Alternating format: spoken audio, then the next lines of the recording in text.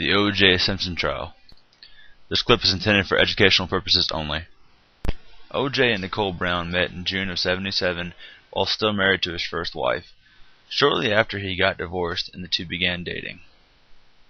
What appeared to be a match made in heaven for Nicole and O.J. was marred early by the death of O.J.'s infant daughter, Erin. This caused O.J. to become very depressed and distraught for a long period of time. Analysts believe this to be the beginning of their relationship woes. In February of 1985, O.J. and Nicole married.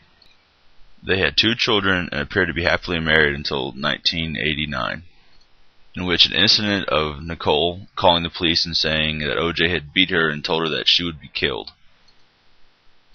O.J. received 2 years probation, 120 hours community service, a $470 fine, and a $500 payment to the Battered Women's Program Sojourn in California.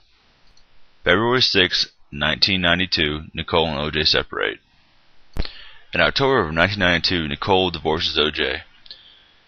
After many incidents between the two, on June 13, 1994, Nicole Brown and Ronald Goldman were both found stabbed to death at her home. Though there was no proof of their relationship, it was widely believed that they were more than just friends, and that O.J. had discovered this and become very jealous. Though others believe he was just very unlucky to be at the wrong place at the wrong time for delivering glasses that her friend had lost earlier that night at a restaurant they were eating at. A day after O.J. was supposed to turn himself into police, a possible suicide note was discovered.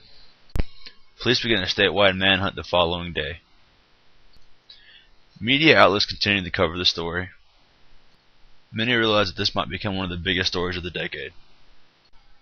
O.J.'s current attorney holds a news conference pleading for O.J. to turn himself in. Shortly after, on Interstate 405, a white Bronco is discovered belonging to O.J.'s friend, Al Cowlings.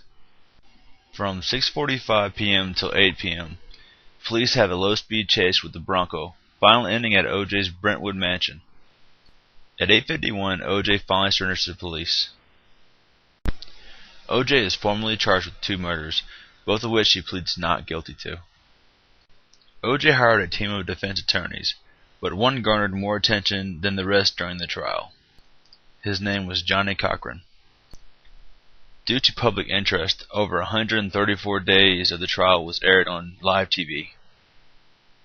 Prosecution had a strong case, but dragged their feet when it came to gathering evidence and testimony, police as well.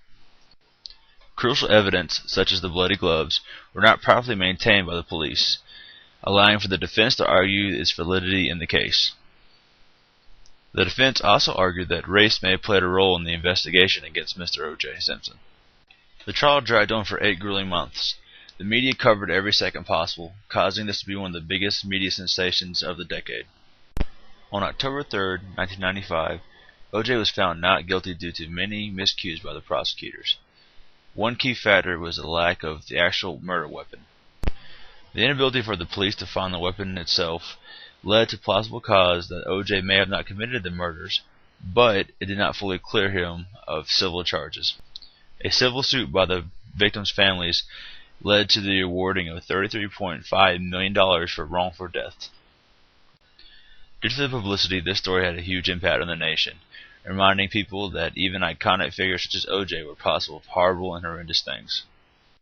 Later on, O.J. was sentenced to 33 years in jail on December 5, 2008 for armed robbery, kidnapping, and conspiracy for stealing his own memorabilia from a collector.